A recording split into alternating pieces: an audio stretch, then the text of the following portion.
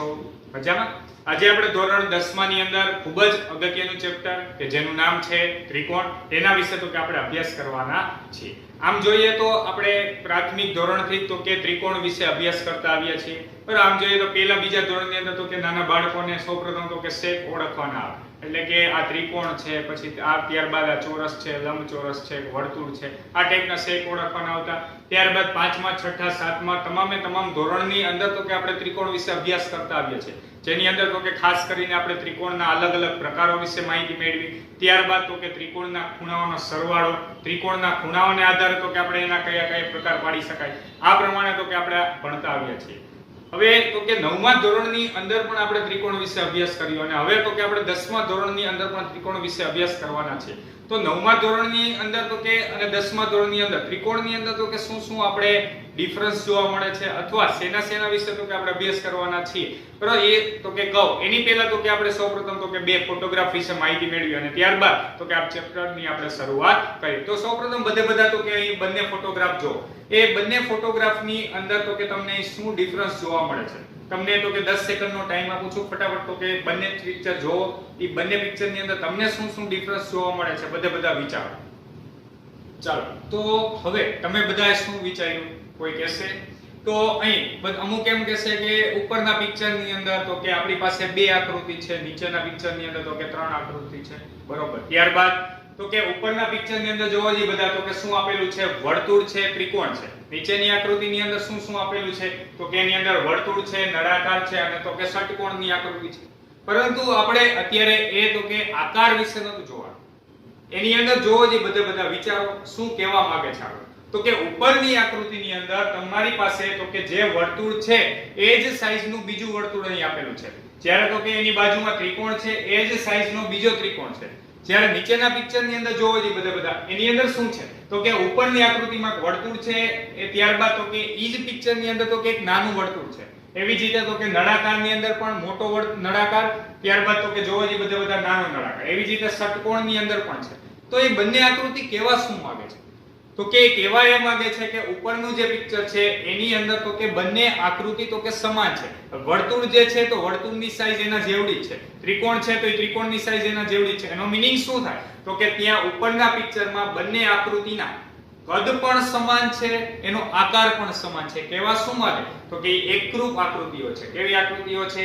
એકરૂપ આકૃતિ. જ્યારે નીચેના પિક્ચરની અંદર તમે જોવો જી તો કે નીચેના પિક્ચરની અંદર તો કે વર્તુળ છે તો એનાથી નાનું વર્તુળ છે, નળાકાર છે તો એનાથી નાનો નળાકાર છે, ષટકોણ છે તો એનાથી નાનો ષટકોણ. કેવા શું માંગે? તો કે એવું કહેવા માંગે છે કે આપણી પાસે જ્યારે કોઈ પણ બે આકૃતિના આકાર સમાન હોય પરંતુ કદ કેવા હોય? અલગ હોય. તો એવી આકૃતિને તો કે સમરૂપ આકૃતિ કહેવાય. કેવી આકૃતિ કહેવાય? સમરૂપ આકૃતિ. તો ચાલો આપણે શેના વિશે ભણ્યા? તો કે એકરૂપ આકૃતિ અને તો કે સમરૂપ આકૃતિ. એકરૂપ આકૃતિ એટલે શું? આકાર પણ સમાન, કદ પણ સમાન, એને શું કહેવાય? એકરૂપ આકૃતિ. અને સમરૂપ આકૃતિ કોને કહેવાય? તો કે માત્ર આકાર એનો સમાન હોય પરંતુ કદ કેવા હોય? અલગ હોય. ચાલો, અહીં સુધી પહેલા બધાને ખબર પડી. તો હવે ત્યારબાદ તો કે બધા એક બીજું પિક્ચર જોવો કે જેની અંદર તમને અહીં સમરૂપ આકૃતિઓ હોય ને એકરૂપ આકૃતિઓનો ડિફરન્સ દર્શાવતું તો કે તમને પિક્ચર દેખાય છે કે જેની અંદર એકરૂપ આકૃતિ એટલે શું અને તો કે સમરૂપ આકૃતિ એટલે શું, બંનેનો તો કે ડિફરન્સ દેખાય છે. બરાબર. કોંગ્રુઅન્ટ મીન્સ તો કે એકરૂપ અને તો કે સિમિલર મીન્સ તો કે ત્યાં શું થાય છે? સમરૂપ. તો અહીં તો કે બંને આકૃતિની અંદર શું ડિફરન્સ છે તો કે તે તમને જોવા મળે છે. ત્યારબાદ ફરી હજી એક પિક્ચર જો કે જેની અંદર ઘણી બધી આકૃતિ આપેલી છે. વર્તુળ, એનાથી નાનું વર્તુળ, એનાથી નાનું વર્તુળ, એ પ્રમાણે ઘણા બધા વર્તુળ છે. ત્યારબાદ ત્રિકોણ છે, એની અંદર તો કે ઓવેલ લંબ વર્તુળ આપેલા છે, લંબચોરસ છે, ચોરસ છે. જો એક પછી એક તો કે એની ક્રમશઃ શું થતું જાય છે તો કે આકૃતિની સાઈઝ ઘટતી જાય છે. આકાર કેવા છે? સમાન. તો હવે આપણે જોઈએ તો કે સમરૂપ આકૃતિ અને એકરૂપ આકૃતિ. બરોબર. તો હવે સમરૂપ આકૃતિ એટલે શું થાય? બોલો જી બધા. તો કે જે આકૃતિઓના કદ કેવા હોય? અલગ હોય પરંતુ આકાર કેવા હોય? સમાન, એને શું કહેવાય? સમરૂપ આકૃતિ. અને એકરૂપ આકૃતિ કોને કહેવાય? તો કે એના આકાર પણ સમાન હોય અને કદ પણ સમાન હોય, એને શું કહેવાય? એકરૂપ આકૃતિ. ચાલો, અહીં સુધી પહેલા બધાને ખબર પડી. તો હવે 9મા ધોરણની અંદર આપણે ત્રિકોણ વિશે અભ્યાસ કરવાનો આવતો, તો જેની અંદર આપણે ખાસ કરીને એકરૂપ ત્રિકોણો વિશે તો કે આપણે અભ્યાસ કર્યો હતો. જ્યારે 10મા ધોરણની અંદર આપણે ત્રિકોણ વિશે તો અભ્યાસ કરવાનો છે, પરંતુ કઈ ટાઈપના ત્રિકોણ? તો કે સમરૂપ ત્રિકોણ વિશે આપણે અભ્યાસ કરવાનો છે. ચાલો સમજાણું બધાને. તો આજે આપણે તો કે 10મા ધોરણની અંદર તો કે સમરૂપ ત્રિકોણ વિશે અભ્યાસ કરવાના છીએ, જેની અંદર તો કે આપણે ખાસ કરીને તો કે સમરૂપ ત્રિકોણ છે કે નહીં નક્કી કેવી રીતે કરવું એના માટેની તો કે આપણે ડેફિનેશન ભણવાના છીએ, અને ત્યારબાદ તો કે આપણી પાસે સમરૂપ આકૃતિઓ કઈ કઈ ટાઈપની હોઈ શકે, કઈ કઈ ટાઈપના શેપ કે જે સમરૂપ હોઈ શકે એના વિશે તો કે આપણે આગળ ચર્ચા કરવાના છીએ. તો આ જે ચેપ્ટર છે તે ટોટલ તમારે 6 માર્ક ની અંદર આવે છે. એ 6 માર્ક ની અંદર તો કે આપણી પાસે 4 માર્ક નો એક પ્રમેય હોય છે અને 2 માર્ક ના તો કે આપણી પાસે કોઈ પણ એક શોર્ટ ક્વેશ્ચન હોય છે. તો આ બધાએ ખાસ યાદ રાખવાનું છે. ફરી એકવાર કેટલા માર્ક નું ચેપ્ટર છે? 6 માર્ક. 4 માર્ક નો કોઈ પણ એક પ્રમેય અથવા સાબિતીનો ક્વેશ્ચન કોઈ પણ હોઈ શકે અને 2 માર્ક ની અંદર કોઈ પણ એક દાખલો પૂછાઈ શકે. ચાલો તો હવે ત્યારબાદ તો કે હવે એકરૂપ આકૃતિઓ અને તો કે સમરૂપ આકૃતિઓ એ બંને વચ્ચેનો ડિફરન્સ તો સમજી ગયા બરોબર, પરંતુ હવે આપણે અમુક તો કે સમરૂપ આકૃતિઓના ઉદાહરણ દ્વારા જોઈએ કે કઈ કઈ ટાઈપની આકૃતિ હોય તો એ હંમેશા તો કે સમરૂપ હોય. તો સૌપ્રથમ બધા અહીં જોવો જ બધા તો કે એક તો કે આપણી પાસે રેખાખંડ છે. તો કોઈ પણ રેખાખંડ બીજા રેખાખંડને હંમેશા સમરૂપ તો હોય, કારણ રેખાખંડનો આકાર તમને બધાને ખબર છે બરોબર. તો કે કોઈ પણ આપણી પાસે એક રેખાખંડ હોય તો એને તો કે બે અંત્ય બિંદુઓ હોય છે, બે અંત્ય બિંદુઓ દ્વારા દર્શાવવામાં. તો કહેવાનો મીનિંગ શું છે? કોઈ પણ રેખાખંડ બીજા રેખાખંડને હંમેશા સમરૂપ હોય છે, પરંતુ એકરૂપ હોવો જરૂરી નથી. કોઈ કહી શકશે શું કામ એકરૂપ હોવો જરૂરી નથી? કારણ તો કે આપણે બંને રેખાખંડને એકરૂપ રેખાખંડ તો જ કહી શકીએ કે જો તે બંને રેખાખંડની લંબાઈ સમાન હોય. જો તે બંને રેખાખંડની લંબાઈ સમાન ન હોય તો એનો મીનિંગ એવો થયો કે એકરૂપ રેખાખંડ નથી. તો એનો મીનિંગ એવો થાય કે આપણી પાસે કોઈ પણ રેખાખંડ બીજા રેખાખંડને હંમેશા સમરૂપ હોય છે. ચાલો આટલું સમજાણું. ત્યારબાદ આપણે જોઈએ, અહીં તમે જોઈ શકો છો તો કે બંને વર્તુળ. તો કોઈ પણ વર્તુળ હંમેશા બીજા વર્તુળને સમરૂપ હોય જ, કારણ તો કે વર્તુળનો આકાર જ કેવો હોય તો કે આપણી પાસે ગોળ ઈ ટાઈપનો જ હોય. તો કહેવાનો મીનિંગ શું છે? કોઈ પણ વર્તુળ હંમેશા બીજા વર્તુળને સમરૂપ હોય જ, પરંતુ એકરૂપ હોય એવું જરૂરી નથી. કારણ તો કે જો બંને વર્તુળની ત્રિજ્યા સમાન હોય તો જ તે બે વર્તુળ છે તો કે તે એકરૂપ થાય. એ સિવાય તો કે બંને વર્તુળ એકરૂપ થાય નહીં. ચાલો ત્યારબાદ આપણે જોઈએ તો કે ત્રિકોણ. તો કે ત્રિકોણની અંદર આપણે જોઈએ તો ત્રિકોણના ઘણા બધા પ્રકાર છે, પરંતુ કોઈ પણ સમબાજુ ત્રિકોણ હોય તો એ બીજા સમબાજુ ત્રિકોણને હંમેશા સમરૂપ હોય. ફરી એકવાર શું બોલ્યો? ત્રિકોણની અંદર કોઈ પણ ત્રિકોણ નો આવે બરોબર. કોઈ પણ ત્રિકોણ હોય, ધારો કે આપણે અલગ અલગ ત્રિકોણ દોરી, એક સમબાજુ ને એક વિષમબાજુ, તો એ સમબાજુ ત્રિકોણ વિષમબાજુ ત્રિકોણને સમરૂપ ન હોય. સમજાય છે? પરંતુ જો કોઈ પણ ત્રિકોણ બીજા ત્રિકોણને આપણે સમરૂપ બનાવવો હોય તો એના માટેની કન્ડિશન શું છે? કોઈ પણ સમબાજુ ત્રિકોણ બીજા સમબાજુ ત્રિકોણને હંમેશા સમરૂપ હોય. આપણે ત્રિકોણને સમરૂપ કેવી રીતે કહેશે એના માટેની તો કે આપણે ડેફિનેશન ભણશી ત્યારે તમને વધારે આઈડિયા આવશે કે કઈ શરતને આધારે આપણે કોઈ પણ બે ત્રિકોણ છે એ સમરૂપ કહી શકીએ છીએ બરોબર. તો અત્યારે આપણે જોઈએ કે કોઈ પણ સમબાજુ ત્રિકોણ બીજા સમબાજુ ત્રિકોણને હંમેશા સમરૂપ હોય છે. ચાલો આટલું સમજાણું. ત્યારબાદ આગળ જોઈએ તો કોઈ પણ ચોરસ બીજા તો કે ચોરસને હંમેશા સમરૂપ હોય છે, કારણ તો કે ચોરસ હોય એનો આકાર તો સમાન જ હોય છે. ચોરસ બદલાય કઈ રીતે? તો કે બાજુના માપને આધારે. તો કહેવાનો મીનિંગ ચોરસ હોય બીજા ચોરસને હંમેશા સમરૂપ હોય, પરંતુ એકરૂપ થાય તે જરૂરી નથી. ચાલો સમજાણું. આ જ પ્રમાણે લંબચોરસ પણ બની શકે. આ જ પ્રમાણે તો કે આપણી પાસે ઘણા બધા આકાર તો કે આપણે લઈ શકીએ. ચાલો અહીં સુધી પહેલા બધાને ખબર પડી. તો એકરૂપ આકૃતિ અને સમરૂપ આકૃતિ વચ્ચેનો હવે ડિફરન્સ બધાને ખાસ તો કે ખબર પડી ગઈ છે. હવે આપણે જોઈએ તો કે એકરૂપ આકૃતિ હોય તો કોઈ પણ આકૃતિને તો કે એના ઉપર તો કે આપણે બંધ બેસાડી શકાય, જ્યારે સમરૂપ આકૃતિને કોઈ પણ આકૃતિ ઉપર એક્ઝેક્ટલી બંધ બેસાડી શકાય નહીં, કારણ તો કે બંનેના કદ સમાન નથી. સમજાય છે બધાને? કોઈ પણ વર્તુળ હોય એની સાઈઝનું એવડું જ વર્તુળ એના ઉપર મૂકી દેવામાં આવે તો એકબીજા ઉપર તો કે બંધ બેસે, જ્યારે સમરૂપની અંદર એવું પોસિબલ નથી. પરંતુ આપણે સમરૂપની અંદર જો પડછાયાની આપણે વાત કરીએ તો એનો આકાર સમાન મળે. સમજાય છે? કોઈ પણ બે આકૃતિ હોય એનો જો પડછાયાની વાત કરીએ તો એ બંનેનો આકાર કેવો મળે? સમાન મળે. તો હવે આપણે તો કે સમરૂપ બહુકોણ કોને કહેવાય અને સમરૂપ ત્રિકોણ માટેની કન્ડિશન કઈ છે એના વિશેની તો કે આપણે ચર્ચા કરીએ. હવે આપણે જોઈએ તો કે સમરૂપ બહુકોણ. સમરૂપ બહુકોણ એટલે શું થાય? તો કે સમરૂપ આકૃતિઓ વિશે તો તમે ભણી ગયા. સમરૂપ મીન્સ શું? માત્ર તો કે રૂપ સમાન. રૂપ સમાન મીન્સ કે એનો આકાર સમાન, કદ તો કે એનું અલગ અલગ હોય તો ચાલે. તો આ ટાઈપના કોઈ પણ બહુકોણ. બહુકોણ મીન્સ તો કે આપણી પાસે 3 બાજુ વાળો હોય તો ત્રિકોણ હોય, 4 બાજુ વાળો હોય તો બરોબર ચોરસ અથવા લંબચોરસ હોય, એવી રીતે 5 બાજુ વાળો પંચકોણ. એટલે કે બહુકોણની અંદર ગમે એટલી બાજુ હોઈ શકે પરંતુ બધી બાજુના માપ કેવા હોય? સમાન. તો આપણી પાસે અત્યારે વાત કરીએ છીએ સમરૂપ બહુકોણ. તો સમરૂપ બહુકોણ કોને કહેવાય? તો કે સમાન બાજુવાળા બહુકોણના અનુરૂપ ખૂણાઓ સમાન. એટલે કે આપણી પાસે સમાન બાજુ હોય એટલે કોઈ પણ ત્રિકોણ હોય તો એને સમરૂપ હોય તો ત્રિકોણ જ થાય, સિવાયનો એનો આકાર સમરૂપ હોઈ શકે નહીં. તો સમાન બાજુવાળાના અનુરૂપ ખૂણાઓ કેવા થવા જોઈએ? સમાન. એટલે કે કોઈ પણ એક ખૂણો 50 નો હોય તો બીજો ખૂણો 50 નો, બીજો ખૂણો 60 નો હોય તો આમાં એક ખૂણો 60 નો હોવો જોઈએ. આ પ્રમાણે એમાં જે ત્રીજો ખૂણો હોય એ જે ત્રીજો ખૂણો આમાં એક હોવો જોઈએ. અનુરૂપ ખૂણાઓ કેવા હોવા જોઈએ? સમાન. અને બીજું અનુરૂપ બાજુઓનો ગુણોત્તર કેવો હોવો જોઈએ? સમાન. અનુરૂપ બાજુઓનો ગુણોત્તર સમાન મીન્સ બાજુઓના માપ સમાન નહીં. સમાન હોય તો એકરૂપ થઈ જશે, પરંતુ જો સમાન ન હોય તો એના માટે બાજુનો ગુણોત્તર કેવો હોવો જોઈએ? સમાન હોવો જોઈએ. બાજુઓનો ગુણોત્તર કેવો હોવો જોઈએ? સમાન. એટલે કે બાજુઓ સમપ્રમાણમાં પણ હોય. જૂની ટેક્સ્ટ બુક ની અંદર આ વર્ડ ખાસ હતો, બાજુઓ સમપ્રમાણ. સમપ્રમાણ મીન્સ શું? તો કે આપણી પાસે બાજુઓ સરખા પ્રમાણમાં છે. સરખા પ્રમાણ મીન્સ કે આપણી પાસે એનો ગુણોત્તર કેવો છે? તો કે સમાન છે. ચાલો અહીં સુધી પહેલા બધાને ખબર પડી. તો અહીંયા આપણે વાત કરી તો કે કોઈ પણ બે આકૃતિઓ હોય સમરૂપ છે કે નહીં નક્કી કરવા માટેની બે કન્ડિશન. એક ખૂણાના માપ સમાન હોવો જોઈએ, અનુરૂપ ખૂણાના માપ કેવો હોવો જોઈએ? સમાન. અને બીજું અનુરૂપ બાજુઓનો ગુણોત્તર કેવો હોવો જોઈએ? સમાન હોવો જોઈએ. ચાલો હવે આપણે વાત કરવી છે ખાસ કરીને તો કે સમરૂપ ત્રિકોણની. કેમ કે આપણે ખાસ કરીને કોઈ પણ બે ત્રિકોણ સમરૂપ છે કે નહીં તે કઈ શરતને આધારે નક્કી કરી શકાય એ શરત તો આપણે હજી પછી ભણવાની આવશે, પરંતુ આપણે માત્ર અત્યારે એ જોઈએ કે કોઈ પણ બે ત્રિકોણ છે તે સમરૂપ ક્યારે કહી શકાય. તો એના માટેની પહેલી શરત શું છે? તો કે બંને ત્રિકોણના અનુરૂપ ખૂણાઓના માપ સમાન હોય. બધા ખૂણાના માપ નહીં, અનુરૂપ ખૂણાના માપ કેવા હોય છે? સમાન. આપણે એકાદું ઉદાહરણ દ્વારા જોઈએ એટલે તમને વધારે ખ્યાલ પડે. તો કે આપણે ધારો કે કોઈ પણ એક ત્રિકોણ લઈ લઈએ. ચાલો તો આ પ્રમાણે એક આપણી પાસે ત્રિકોણ આવેલો છે. તે જ રીતે તો કે એક બીજો ત્રિકોણ પણ આપણી પાસે છે.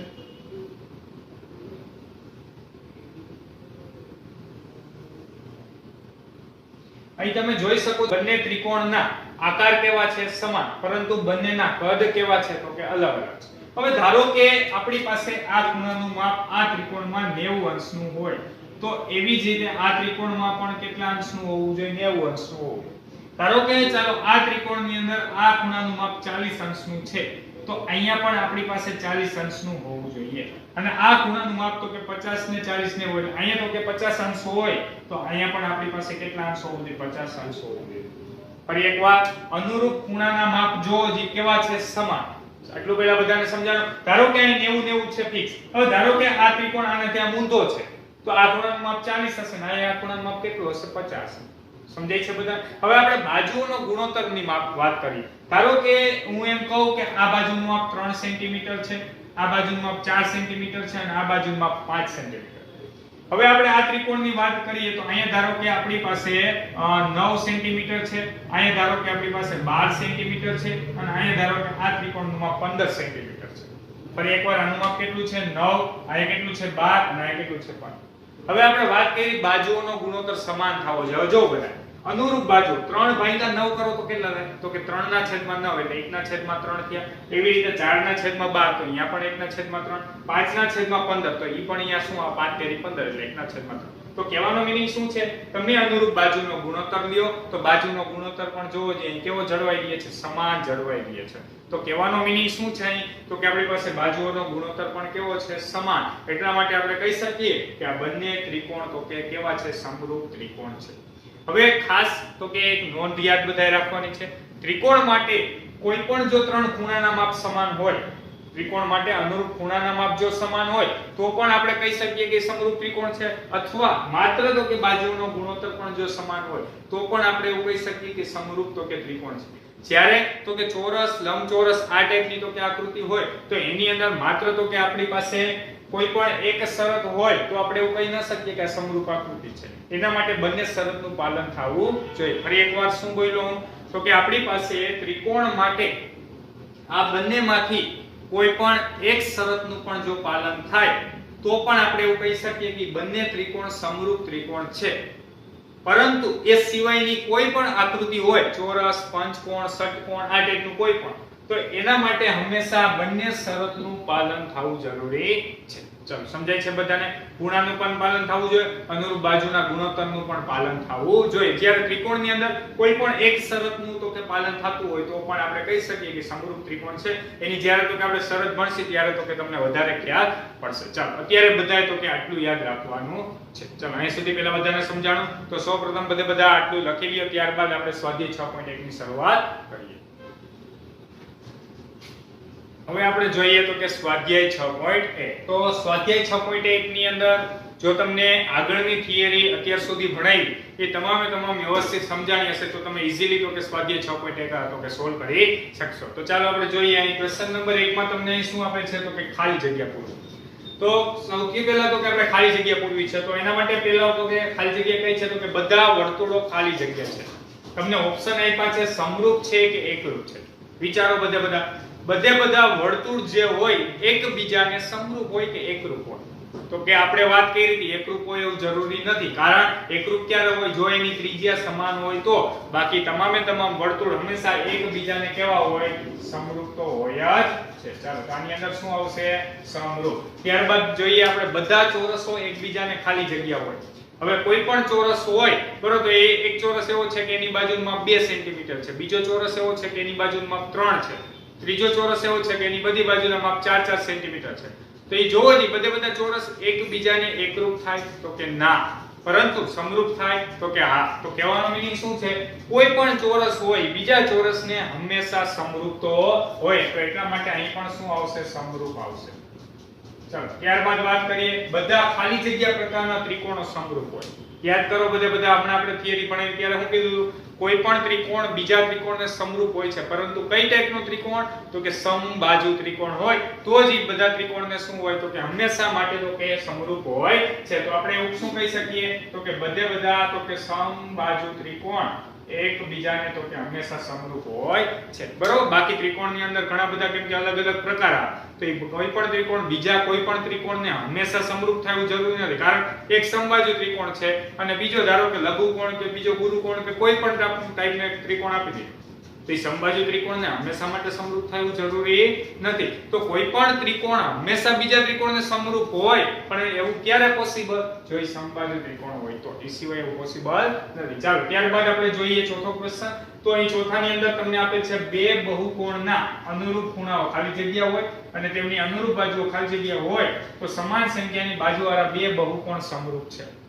હમણાં જ આપણે સમરૂપ બહુકોણની ડેફિનેશન જોઈ. એની અંદર શું આવ્યું હતું? ખૂણાના માપ કેવા હોવા જોઈએ? સમાન. બાજુઓનો ગુણોત્તર કેવો હોવો જોઈએ? સમાન. અથવા બાજુઓ કેવી હોવી જોઈએ? સમપ્રમાણમાં હોવી જોઈએ. તો ફરી એકવાર જોઈએ ખૂણાઓના માપ કેવા હોવા જોઈએ? તો કે ખૂણાઓના માપ સમાન હોવા જોઈએ. અને તેમની બાજુઓ કેવી હોવી જોઈએ? તો કે બાજુઓનો ગુણોત્તર સમાન, પરંતુ બાજુઓ કેવી હોવી જોઈએ? તો કે સમપ્રમાણમાં હોવી જોઈએ. સમપ્રમાણમાં જો હોય તો આપણે એવું કહી શકીએ કે સમાન સંખ્યાની બાજુવાળા બે તો કે બહુકોણ સમરૂપ છે. ચાલો આટલું પહેલા બધાને ખબર પડી. તો આ બધાએ ખાસ તો કે ડેફિનેશન પણ યાદ રાખવાની છે. ચાલો હવે ત્યારબાદ જોઈએ ક્વેશ્ચન નંબર 2. એ તમને શું આપેલ છે? બબે ઉદાહરણ આપો જેની અંદર તો કે આપણે કહેવાનું છે સમરૂપ આકૃતિ. ચાલો સમરૂપ આકૃતિના ફટાફટ બધા ઉદાહરણ બોલો. જે કઈ ટાઈપની આકૃતિને સમરૂપ આકૃતિ કહેવાય?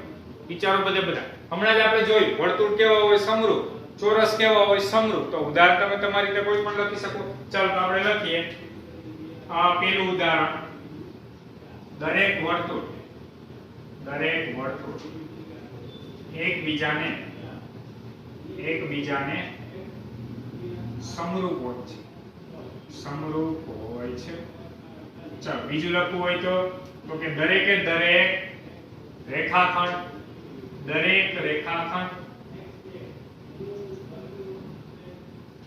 તો કે એકબીજાને સમરૂપ હોય છે. આવા તો હજી તમે ઘણા બધા ઉદાહરણ લખી શકો. ચાલો એ સિવાય હજી આપણે એકાદું લખવું હોય તો શું લખી શકો?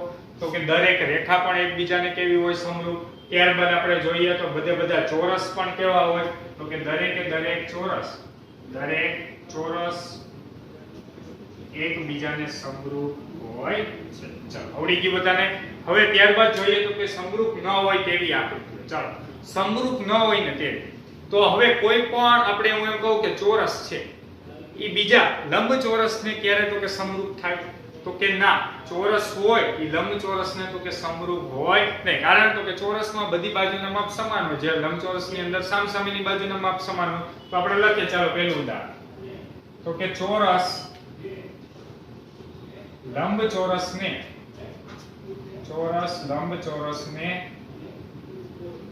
સમરૂપ નથી. ચાલો હવે એવી રીતે મારે ધારો કે ત્રિકોણની વાત કરવી હોય તો ત્રિકોણની અંદર ધારો કે આપણે એકાદો લઈ લઈએ, ધારો કે લઘુકોણ ત્રિકોણ, અને બીજો લઈ લઈએ ધારો કે ગુરુકોણ ત્રિકોણ. તો આપણને ખબર ગુરુકોણની અંદર એકાદો ખૂણો તો એવો હશે ને એવું કરતા મોટો, તો કહેવાનો મીનિંગ શું છે? તો કે લઘુકોણ ત્રિકોણ, દરેક લઘુકોણ ત્રિકોણ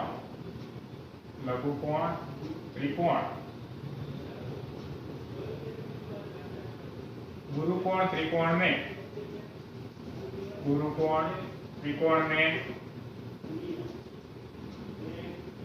સમરૂપ નથી. અથવા તમે કાટકોણ ત્રિકોણ પણ લઈ શકો, કેમ કે કાટકોણ ત્રિકોણમાં એક ખૂણોના 90 અંશનો હોય, તો લઘુકોણ કે ગુરુકોણ કોઈ પણ આરે એની કમ્પેરિઝન કરી શકો. ચાલો સમજાય છે? તો સમરૂપ ન હોય એવી આકૃતિમાં ઘણા બધા તમારે જેટલા ઉદાહરણ બનાવો એટલા બનાવી શકો. ચાલો હવે ત્યારબાદ તો કે ક્વેશ્ચન નંબર 3, અહીં તમને શું આપેલ છે? નીચેના ચતુષ્કોણો સમરૂપ છે કે નહીં? હવે અહીં તમને ચતુષ્કોણ આપ્યા છે. હવે સમરૂપમાં આપણે શું નક્કી કરવાનું હોય? ખૂણાના માપ સમાન હોવા જોઈએ, અનુરૂપ બાજુનો ગુણોત્તર કેવો હોવો જોઈએ? સમાન. હવે જો સૌપ્રથમ તો કે અહીં ચતુષ્કોણ PQRS છે અને બીજો ચતુષ્કોણ ABCD આપેલો છે. અહીં તમે જોઈ શકો છો બધી બાજુના માપ તો કે 1.5 સેન્ટીમીટર છે, જ્યારે અહીં બધી બાજુના માપ કેટલા છે? જોવો જ બધા 3 સેન્ટીમીટર.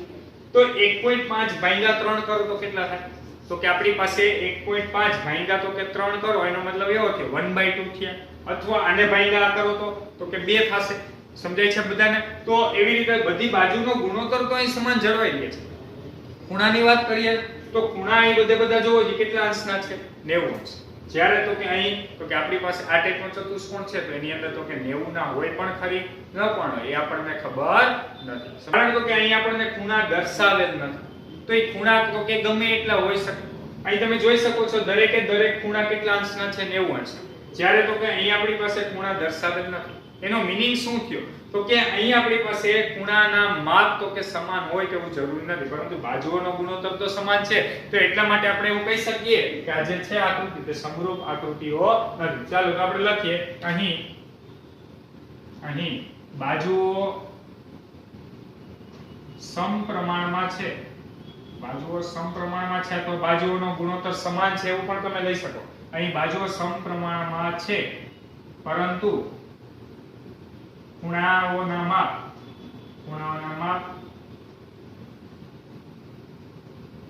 સમાન નથી. માટે આપેલ ચતુષ્કોણો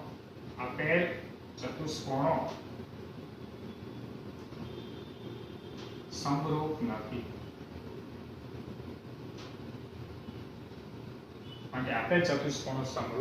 નથી. ચાલો સમજાઈ ગઈ બધાને? તો ફરી એક વખત આપણે જોઈએ તો આજના લેક્ચરની અંદર આપણે શેના વિશે માહિતી મેળવી. તો સૌપ્રથમ તો કે આપણી પાસે ખાસ કરીને એકરૂપ આકૃતિ કોને કહેવાય અને સમરૂપ આકૃતિ કોને કહેવાય એના વચ્ચેનો તો કે આપણે ડિફરન્સ સમજ્યા. ત્યારબાદ તો કે સમરૂપ બહુકોણ કોને કહેવાય, સમરૂપ ત્રિકોણ કોને કહેવાય, એના માટેની ડેફિનેશન ભણ્યા. અને અહીં તો કે તમારું સ્વાધ્યાય 6.1 પણ કમ્પ્લીટ થાય છે. અને સ્વાધ્યાય 6.1 ની અંદર બીજું કંઈ નથી, માત્ર તો કે આપણે આગળની જે થિયરી ભણી બરાબર, તો કે એને દર્શાવતા અમુક ઉદાહરણો છે બરાબર, અને કઈ ટાઈપના તો કે શેપ સમરૂપ હોઈ શકે, એકરૂપ હોઈ શકે, એના માટેની તો કે ખાસ કરીને વાત કરેલ છે. તો આજના લેક્ચરની અંદર કરાવેલ તમામ વિદ્યાર્થીઓએ ખાસ તો કે એકરૂપ આકૃતિ અને સમરૂપ આકૃતિઓનો ડિફરન્સ સમજવાનો છે બરાબર, એનો તો કે મીનિંગ શું થાય, ત્યારબાદ તો કે એની ડેફિનેશન અને સ્વાધ્યાય 6.1 તો કે આખું નોટબુકમાં લખવાનું છે. નેક્સ્ટ લેક્ચરની અંદર તો કે આપણે આગળના પ્રમેય વિશે અભ્યાસ કરીશું. Thank you so much.